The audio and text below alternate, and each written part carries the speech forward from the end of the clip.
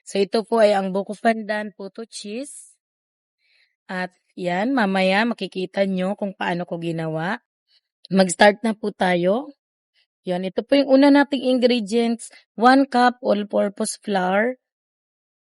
1/2 cup white sugar. Sa magtatanong kung pwede yung wash, hindi po pwede kasi maapektuhan yung kulay ng ating photo.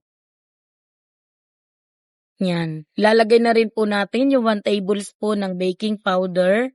Ang gamit ko pong brand ng baking powder ay Calumet. Kasi yan po yung subok ko na brand. Di pa ako nakapag-try sa iba pang mga brand. So, haluin lang natin itong ating dry ingredients. Then, maglagay tayo ng butas sa gitna kasi dyan natin ilalagay yung ating iba pang mga liquid or mga iba pang ingredients na mga basa. So, ilagay na natin yung 1 cup ng evap na gatas. Angel po ang gamit kong brand at hanggang sa guhit lang po, hindi yung umaapaw sa cup. Maglalagay din po tayo ng isang pirasong large egg. Yan, then i-mix na natin siya. Mabuti. Ibinuhos lang natin ng diretso yung 1 cup ng gatas. Ayan, tatansyahin natin at mukha namang tama na. Parang sobra pa nga yung ating liquid. So, haluin lang natin mabuti hanggat sa walang nang buo-buo kasi this time po ay hindi natin sasalain ang ating mixture kasi 1 cup lang naman ito. At mukha namang kaya naman nating mapakinis yung mixture natin. So, maglalagay lang tayo ng 2 1/2 tablespoon na buttercup.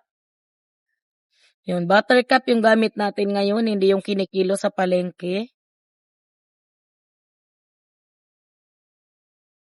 Ayan. 2 1/2 tablespoon yung ano natin, yung inilagay natin. So, minelt ko rin po yon sa sa microwave oven. Kung wala kang microwave oven, ilabas mo na lang agad bago ka magluto para malambot na yung yung buttercup.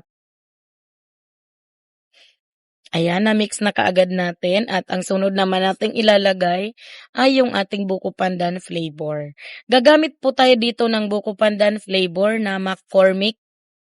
Nabili ko lang to sa SM. Marami naman po nito sa iba pang mga groceries or pwede rin kayong bumili sa online. So, sa paglagay naman po nito ay patak-patak lang, tatansyahin lang natin. Hindi ko na siya sinukat sa mga measuring spoon, tansyahin mo na lang po. So far, hindi ko pa siya nagustuhan kaya dagdagan pa natin. So, patak-patak lang po sa paglagay kasi parang masyadong matapang yung ganitong mga flavorings. So, baka po maging mapait or magkaroon ng something na aftertaste yung puto natin. Kaya lang, alalay lang po sa paglagay. Ayan, naglagay tayo ulit. Kasi kunti-kunti lang din naman po yung lumalabas dito sa bote.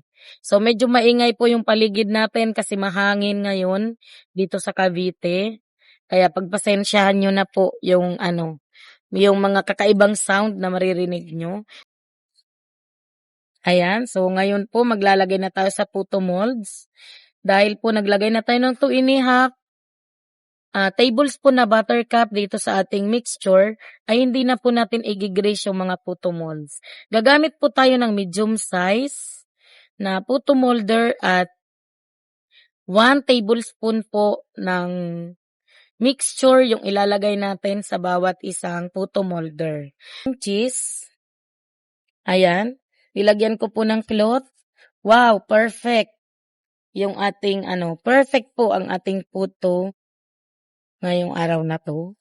Yan, lagay na natin yung toppings natin na cheese. Yung maliliit na square ay rectangular. Yan? Eden cheese. Tapos yung malalaki naman na medyo mga pahaba ay yan yung keso, yung brand ng cheese. Kasi naubusan tayo ng Eden. So pareho naman siya ng pareho naman siya ng quality at pareho naman siya madaling ma-melt. Yung cheese na keso saka saka din kaya okay lang siya. So pagkatapos nating ilagay ang toppings natin na cheese, ay i-steam natin ulit ng 3 to 4 minutes hangga't sa ma-melt yung mga nilagay nating cheese.